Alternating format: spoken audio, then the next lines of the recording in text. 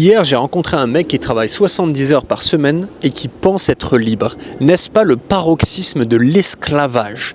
Mais je vais vous raconter son histoire et sa vision du monde. Avant, je vous parle de ma vision des choses. Parce qu'on a vraiment deux visions du monde très différentes et on en parlait.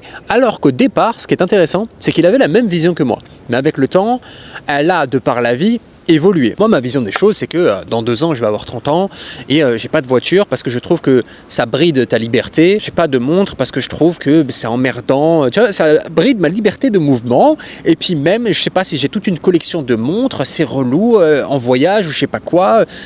Peut-être qu'un jour j'aurai des montres, je ne sais pas. Mais moi, beaucoup de mes pensées sont axées vers la liberté. Je n'aime pas travailler 70 heures par semaine, surtout que le plus souvent, en fait, tu es improductif à souhait.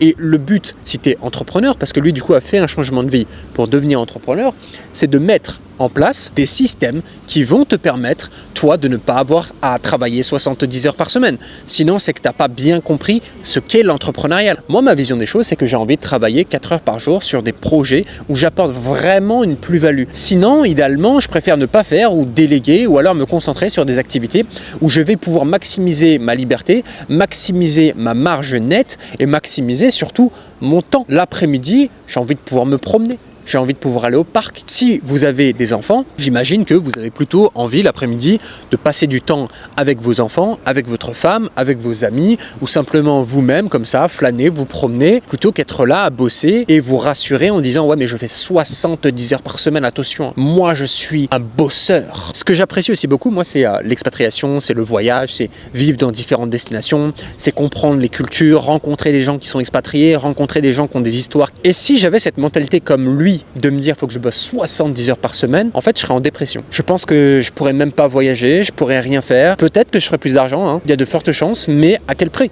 Je crois que beaucoup de personnes qui se lancent dans l'entrepreneuriat, qui mettent ce changement de vie en place, ne le font pas pour gagner plus d'argent. Pour gagner énormément d'argent, on va dire plutôt. Tout le monde veut gagner plus d'argent, mais il y a plus d'argent, il y a énormément d'argent. Vous savez, sur les réseaux, on a l'impression que tout le monde veut être un peu comme la menace. 2 ou 3 Lamborghini orange, plus des Ferrari, plus je sais pas quoi, avoir vraiment plein de costumes, plein de machins choses. Moi, je vois ça, je me dis il y a trop de possessions, il y a trop de trucs. Je comprends que ça inspire, je comprends que ça fait rêver. Hein, même moi, ça me fait kiffer. Je regarde, c'est kiffant. Mais c'est comme, je sais pas, regardez le physique de Chris Bumstead, pour ceux qui connaissent le bodybuilding, ou de Arnold Schwarzenegger, ça parlera peut-être à plus de monde. C'est impressionnant, c'est beau. Tu dis waouh. Mais de là à vouloir le même physique, et beaucoup, ce que vous voulez, c'est juste avoir plus de temps pour vous. C'est gagner un peu plus d'argent. C'est être libre en fait. C'est ne plus être exécutant et être celui qui va décider de votre temps. Réfléchissez dès le départ, contrairement à ce qu'il a fait, à quel va être le système qui va vous permettre d'obtenir cette forme de liberté-là. Après, à vous de l'améliorer. Vous pouvez mettre des systèmes en place et gagner énormément d'argent. Ça ne veut pas dire que vous travaillez que 4 heures par jour et que vous accentuez vers la liberté que vous n'allez rien gagner. Moi, je connais des gars qui bossent rien du tout et qui font des millions. Donc lui, sa vision, il a monté plusieurs magasins en France dans ce but de devenir libre de base. Et puis voilà, il en a monté 1, 2, 3, 4, je crois qu'il en a jusqu'à 6 maintenant. Il a fait à chaque fois des crédits, donc les crédits l'enchaînent encore plus. En plus, il était dans cette idée de tout faire lui-même, voilà, vouloir toujours tout faire. Je crois qu'encore, c'est ce truc-là de l'exécutant, salarié exécutant. Il a commencé à embaucher des gens, à prendre des salariés, à essayer de faire grossir son business. En fait, à chaque fois, il réduit sa marge. Et quand je discutais avec lui, il me parlait du fait qu'il a très peu de marge, très peu. Un mec qui est simplement développeur web et qui se fout en Hongrie, en Géorgie, en Pologne ou en Thaïlande, vit certainement beaucoup plus librement que lui. Et son objectif de base à ce mec-là, c'était la liberté. Parce qu'il me disait qu'au début, en fait, il en avait juste marre d'être salarié, d'être exécutant, qui faisait un boulot de merde, qui gagnait pas assez et qui voulait voyager. Il n'avait jamais pris dans sa vie le temps que de voyager. Et il allait avoir un enfant à cette époque-là et il voulait justement passer plus de temps avec cet enfant. Mais là, à 70 heures par semaine, tu passes pas plus de temps avec ton enfant. Tu t'es perdu dans le schéma un peu qu'on te vend. Et je pense qu'il aurait tout intérêt aujourd'hui soit à déléguer totalement sa boîte, c'est la réflexion que je lui faisais, pour pouvoir en sortir, ce que beaucoup de personnes font en fait, tout simplement. Et s'il peut vendre, est-ce que c'est plus intéressant de vendre maintenant, de vendre plus tard, et quels sont réellement ses objectifs par rapport à ça? Et au moins, derrière, il a la liberté qu'il voulait. Le problème, c'est que ça prend du temps. Vendre, ça prend du temps.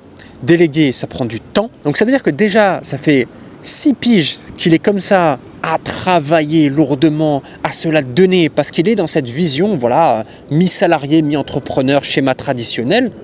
Là, le temps qu'il vende, ça va lui mettre combien de temps encore? S'il veut déléguer, tout mettre en place, etc., ça va lui mettre combien de temps encore? Attends, peut-être en un an, c'est réglé, mais voilà, on est encore parti sur peut-être un an.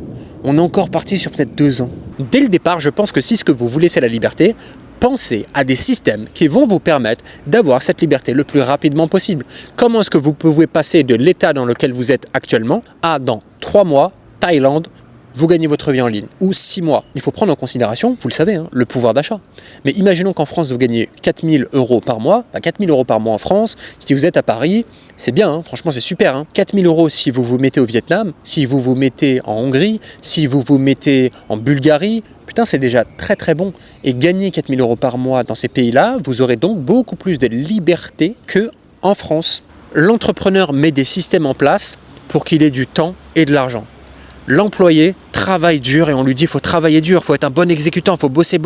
Même quand dans une carrière, tu cherches à évoluer en tant que salarié, c'est pas en bossant, en faisant toutes les heures sup et en se donnant que tu vas évoluer. Ça, c'est typiquement le type de profil dans le salariat qui n'arrive jamais à évoluer parce qu'ils sont trop bons en tant qu'exécutants. On n'a pas envie de les perdre en tant qu'exécutants et ils ne comprennent pas ce qu'il faut pour être sous-manager, manager, directeur, leader. Maintenant, si tu arrives à travailler dur, tout en travaillant sur les bonnes choses, en étant productif, en étant sur des projets qui te galvanisent, en enchaînant les projets, t'es Elon Musk. Moi, je suis fasciné par les systèmes qui te permettent de gagner un maximum d'argent tout en foutant le moins. Pour pas beaucoup travailler, il faut être sur des projets que t'aimes. En fait, il y a beaucoup de gens qui se disent si je travaille dur, si je souffre, je serai récompensé. Mais la vie, c'est pas ça. Oui, tu auras une augmentation de 200 balles. Si tu es entrepreneur, tu dois mettre des systèmes en place. Un profil que je trouve fascinant par exemple, c'est Poisson Fécond.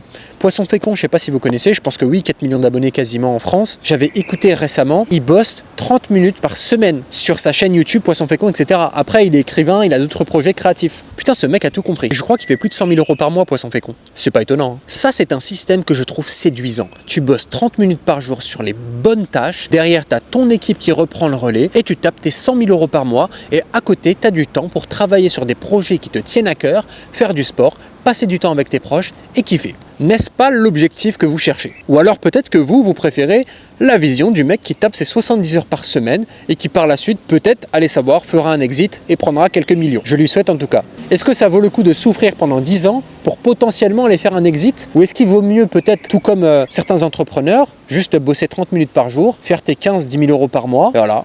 Franchement, je préfère la deuxième version.